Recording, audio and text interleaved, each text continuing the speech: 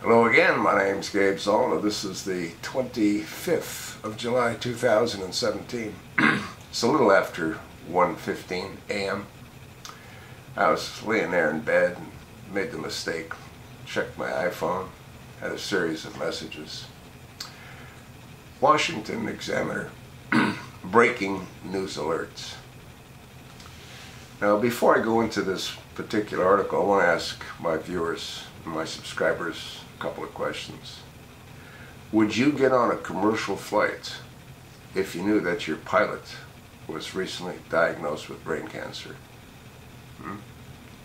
Would you go see your dentist and have him do work in your mouth if you knew that he or she was diagnosed with brain cancer? Would you go to your butcher and trust what he serves you if you knew that he had brain cancer? Now, the kind of cancer that Senator McCain has is one of the most deadliest form of cancer.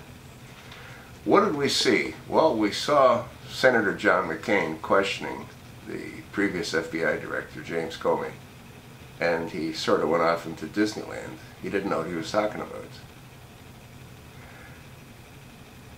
The article posted on Washington Examiner, John McCain will return to the Senate Tuesday for a dramatic healthcare vote.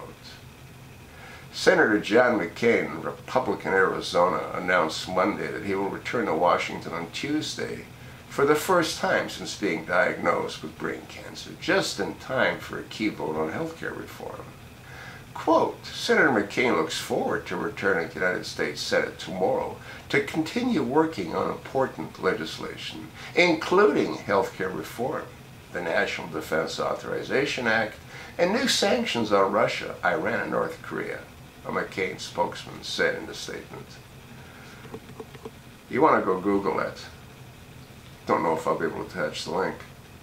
And here we've got a Republican senator that was sent to represent the Republican people in Arizona. Otherwise, they would have sent a Democrat. And what do we know about Senator John McCain? Well, we know that he's crossed the aisle more than once. He worked on the National Defense Authorization Act with his buddy Carl Levin, who was one of the leading Democrats out of Michigan. And that National Defense Authorization Act should never have been put in place. It's against the Constitution. But that's a different story. What do we also know? Well, we know that McCain dispatched his aide to try to gather the dossier that he thought would incriminate President Donald Trump. If I was a betting man, I'd bet that McCain voted for Hillary. I also believe that the senator from Arizona, Jeffrey the Flake Flake from Snowflake, who's a total flake, I believe he also voted for Hillary. Both of these individuals were very close with the previous administration. McCain had countless visits to the White House, and Jeffrey the Flake flew on Air Force One numerous times with Barack Hussein Obama. Can you trust his vote?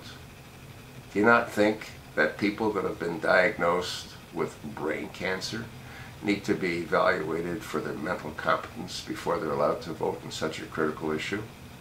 Wouldn't that also apply to Nancy Pelosi, who doesn't even know who the president is? How about Maxine Waters, that's fixating on impeaching President Trump? The whole thing's insane. You sort of know what I think. And you know why I think what I think. The question now is, what do you think? More importantly, what are you going to do about it? Governor Ducey can't replace Senator John McCain until he resigns. The guy's not right mentally, and he shouldn't be allowed to vote. But there's nothing in the system that'll prevent them from doing so. They've designed it that way. They're the lawmakers. Thanks for listening. You might want to pass this one along to your like-minded friends.